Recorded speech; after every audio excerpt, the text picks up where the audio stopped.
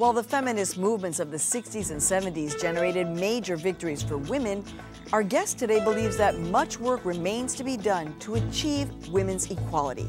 Former president of Planned Parenthood and co-founder and president of the Center for the Advancement of Women, Faye Wattleton. I'm María Hinojosa. This is One on One.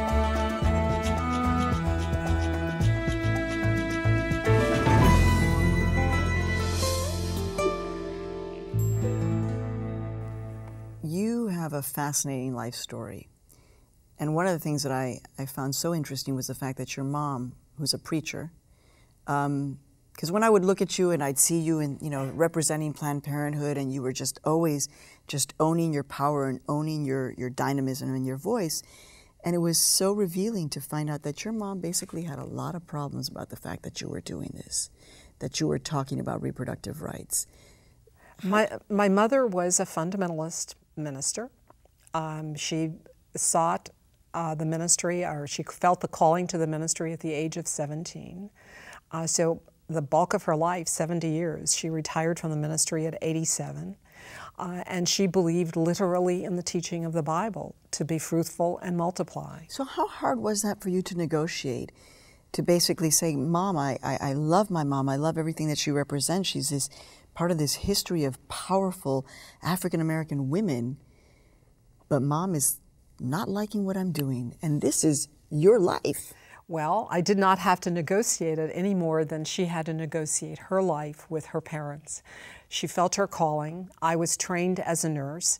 I think my mother hoped that I would become a missionary nurse, but along the process of becoming a professional nurse and receiving my bachelor's in nursing from Ohio State, I learned a lot about a world that was much broader than the one that I had been taught and raised in. I learned that people do make decisions that are not religious-based, and that my care needed to be non-judgmental of their lives and their values and their decisions.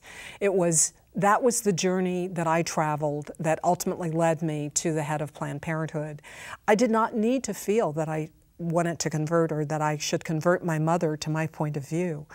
If I truly believed that I was working for a society in which each of us needs to come to that position for our personal lives, framed by our personal values, then I had to walk the walk in my own life and in my own family. My mother prayed for me a lot, and I think that she was in faith, assuming that someday I would no longer do that work. It took a long time, because I spent 22 years all totaled in the Planned Parenthood organization, but we did not negotiate. It was not a matter of negotiation. I was doing my work and she was doing hers. I respected her. She was certainly the mother who had taught me the values of respecting others' points of view, the power of persuasion, because she was a preacher. She persuaded people to a different point of view. The hope that I believe is in the legacy that I left Planned Parenthood is that I persuaded a lot of people that the circumstances of women's lives should not be the business of government. It should be the personal circumstances that women make decisions about, which none of us can fully judge, nor should we judge, but that women be given the widest possible opportunity through knowledge and through access to services to make the best decisions for themselves.